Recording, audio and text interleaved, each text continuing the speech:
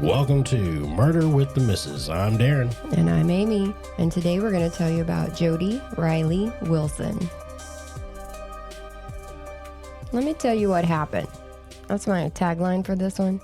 It's kind of like a what had happened was situation, and you'll see why. We're talking about Jody today. She was 23 years old, fun, had good energy, and one of those contagious laughs that no matter what she was laughing about, you laugh too because of just her laugh.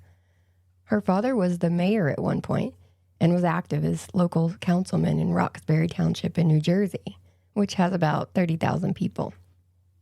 While she was living in New Jersey, she went through a bad breakup and wasn't too happy.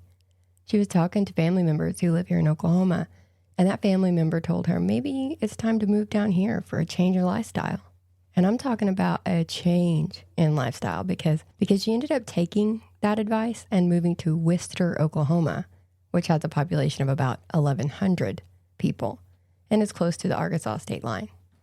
Yeah, life is a lot slower here, and she was living a completely different life and around, completely different people than she was used to. Oh yeah, big change. But just a couple of months after moving to Oklahoma, she started telling friends and family that she had met someone. They were going on awesome dates, which maybe they were heading into Fort Smith because in a town like that's that small, I doubt there was much of a nightlife. It was good enough for her, though, because everyone said she was super into him. She had moved here in December, and she started telling people that she was getting married by May. When things move that quickly, people start the rumor mill. And sure enough, they were right. Jody was pregnant. A couple of days before her wedding, she was at a bar with her friend Lisa and some other friends. They'd only been there for a few minutes before a set of car keys came flying at them, hitting pregnant Jody in the back of the head.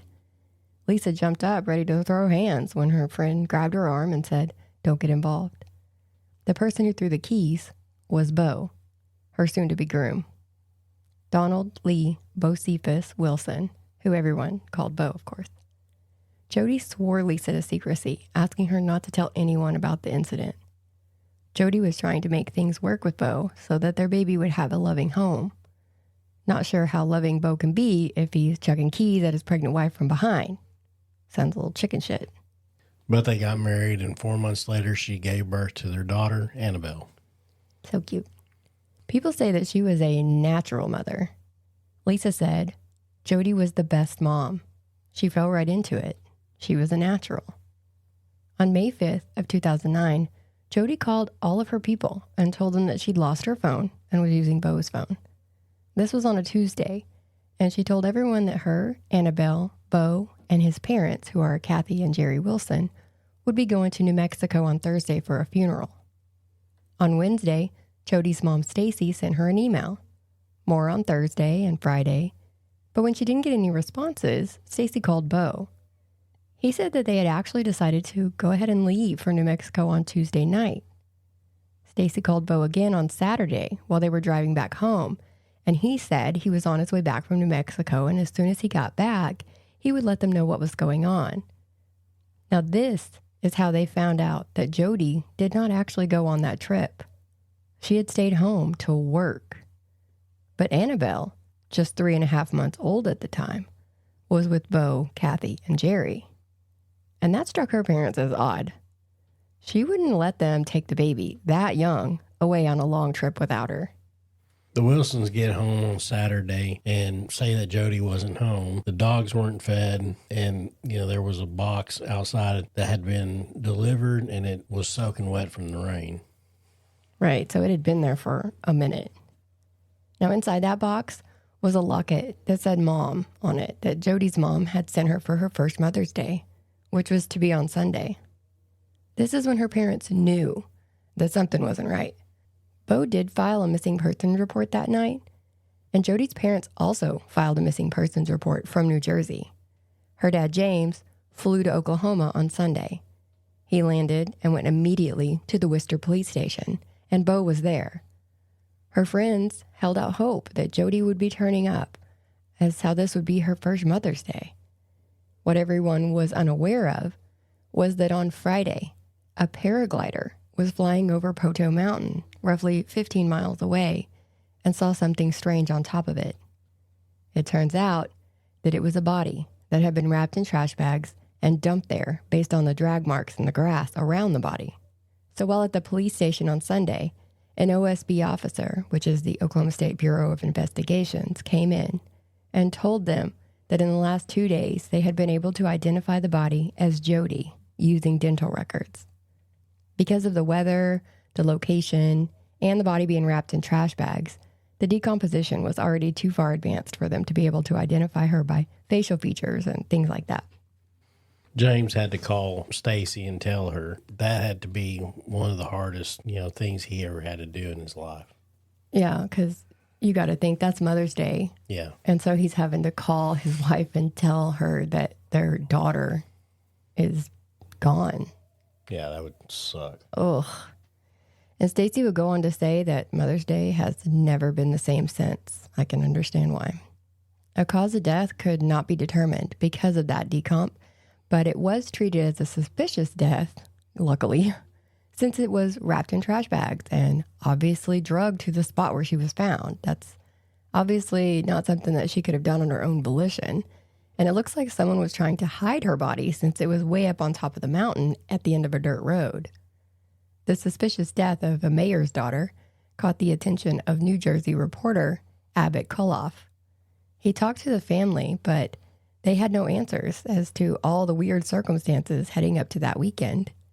He found out from her friends that Jody had been feeling homesick lately and was actually planning to bring Annabelle to New Jersey for a visit with family and friends there. It was just too quiet in Oklahoma for her. Lisa said that ever since the incident at the bar with the keys, she had made it a point to make sure that Jody knew she could always come back home to New Jersey. Jody, however, was concerned about how to go about that and what her rights would be regarding Annabelle. Because, taking a baby from one state to another and leaving the father, how's the logistics work for that? A month after that body was found, Jody's car was finally located. It was over 100 miles away in Henrietta in a Pig Out Palace restaurant parking lot. Now, I couldn't believe that there was actually a restaurant called that. It sounds like something out of a National Lampoon movie, but it is a real place. Yeah, no, it is a place. I've eaten there before, and, of course it's closed now, probably for good reason. But, because when you look at it from the highway, it has a big pig on there and everything, so you automatically think barbecue. Barbecue, yeah, from where we are. No, it's a buffet. So it's basically just... It's like a cheaper Golden Corral. Okay. But it's real. It was real. It was a real deal, yeah, it was. Yeah, I took some workers there, some guys that I worked with. They was like, hey, let's pull in there. Maybe they got some good barbecue. We walked in, and I was like, this is not a barbecue place. And what's bad is I'm from Oklahoma. So, me, I was like, all right, yeah, it's definitely possible. And I didn't know about this place. So, when they pointed it out, I was like, all right, yeah, let's try it out. And nope. Lies. Nope, never went back. You lied to them. I didn't lie to them. They trusted you. Yeah, well, you guys picked it. How rude. Yeah.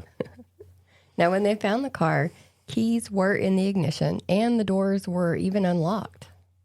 The police never revealed what they found in the car, or if anything. And as we have a lot to say in these cases, the case went cold. Always. On the 8th anniversary of Judy's death, reporter Abbott decided to check in for any updates on the case. Bo was now a preacher who had remarried and had moved to another town. But when the reporter talked to him on the phone and said he wanted to talk about the case, Bo said okay, but then hung up on Abbott. He then changed his phone number so that the reporter couldn't call him anymore. Bo's dad, Jerry, had threatened to kill someone in a Wister restaurant while brandishing a knife in 2013, but he got a suspended sentence. Bo's mom, Kathy, threw Jerry out of the house on May 2nd, 2017, saying he threatened to kill her with a knife. Sounds like Jerry has a specific weapon of choice, if you ask me. 3 days after that, Abbott posted the parts of the story he had so far online. A few months later, he called Jerry and left a message saying that he had just written the story and he wanted to talk to him about that night. Jerry called back and had a lot to say.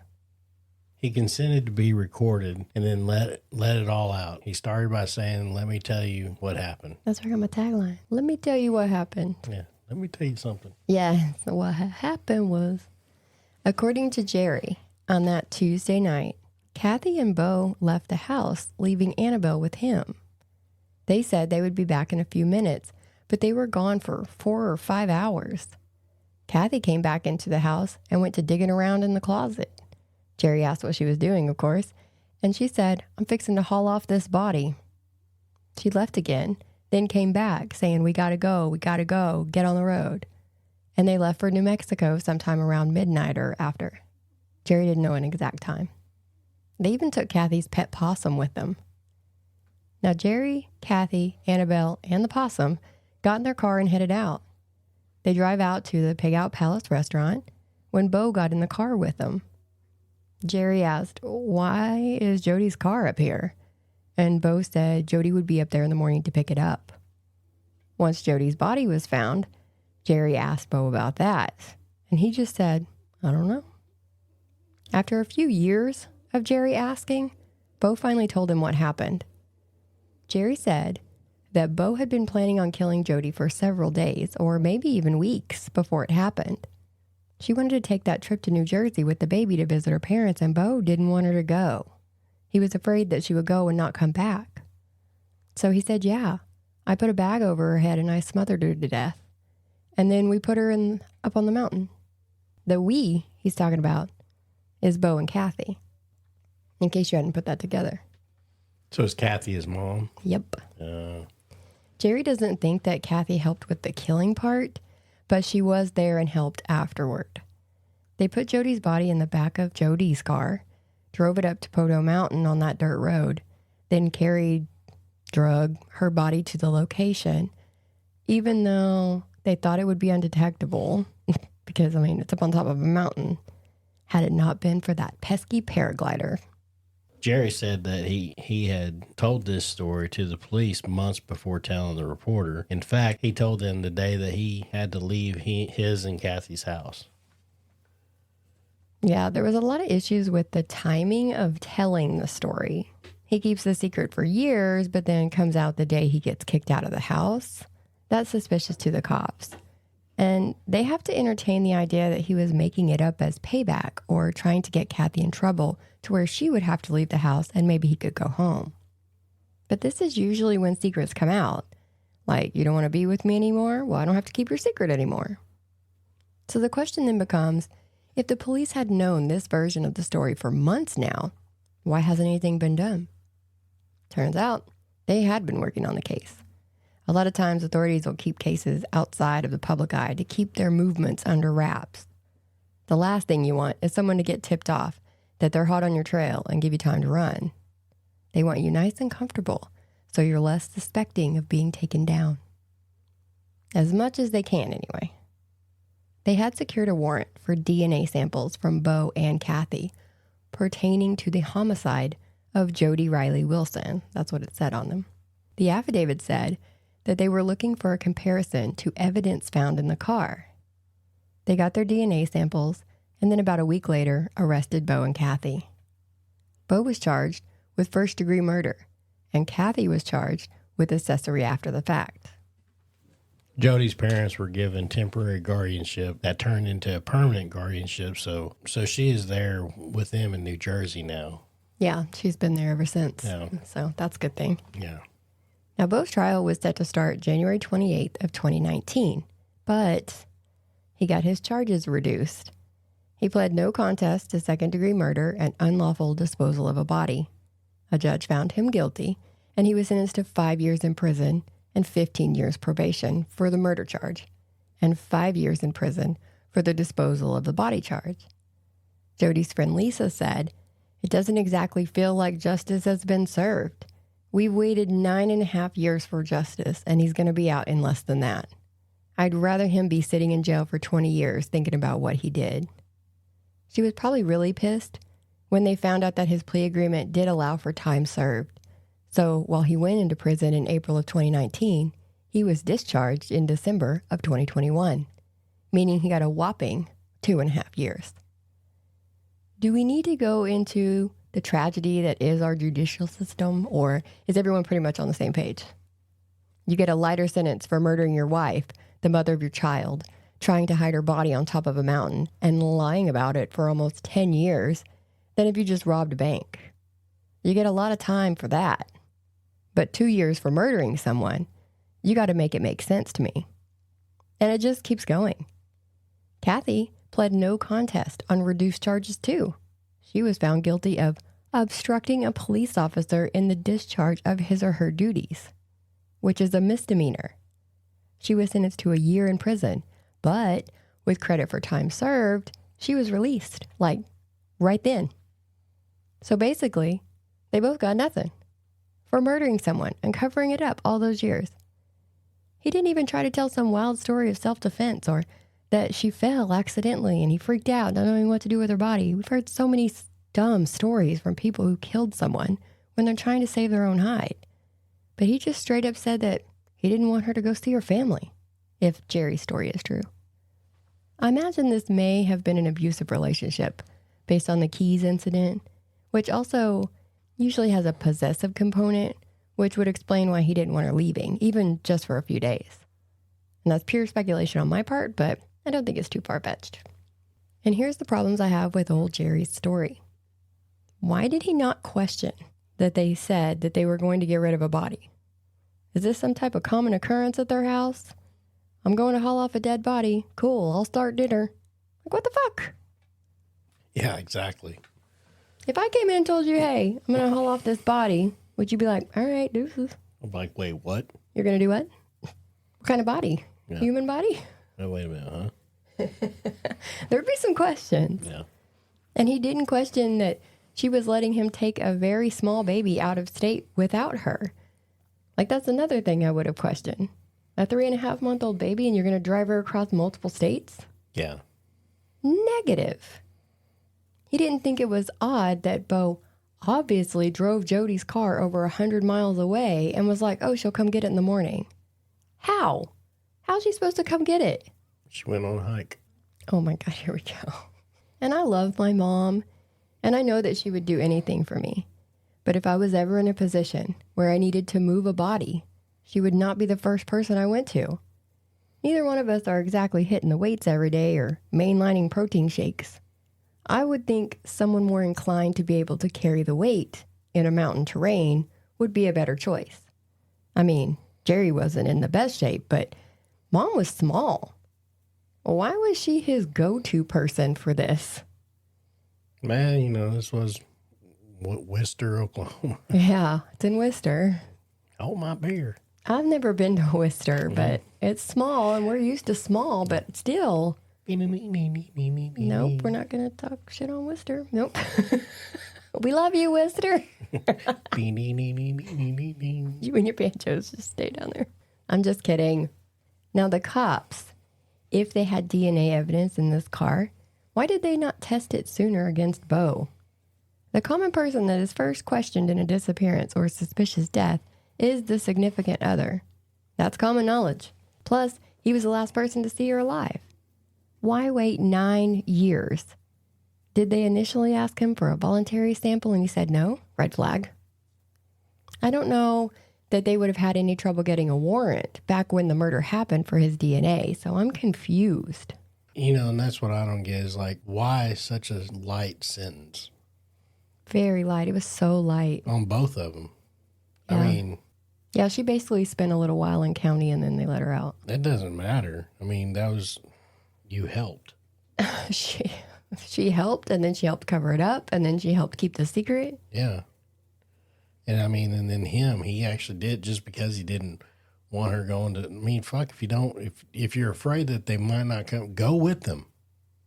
If you're afraid they're not going to come back, you're obviously not in a good enough relationship to stay in the relationship. But just I mean, leave. Go to New Jersey with them and let them have the time of their life. And maybe that will be like, oh, well, you know, he's not such a bad guy. A lot of people do make comment on the stark contrast between these two families. Because, like, you've got the mayor of this township in New Jersey who's, you know, they're well-dressed, they're well... Oh, is Jerry the mayor of Wister? No, that's the problem. They were more like the banjo players that you were talking about earlier.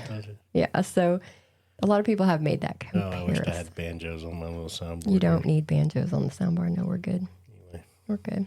But that's it. So that's where we're at on this case. Yeah, Wister, Oklahoma is definitely it's backwoods area. Well, I would imagine. Yeah, it is. It's over by the Arkansas line. Yeah, it's like over Heavener.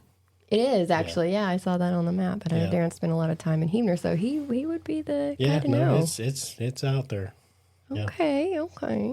Well, either way, I guess they're considering this solved, and everybody's moved on about their lives except Jody's family. Well, it might be solved, but it wasn't. They didn't get enough time. It wasn't justice. No, it was not justice at all. Yeah. Well, thanks for joining us on this one. Catch us on the next one. Bye.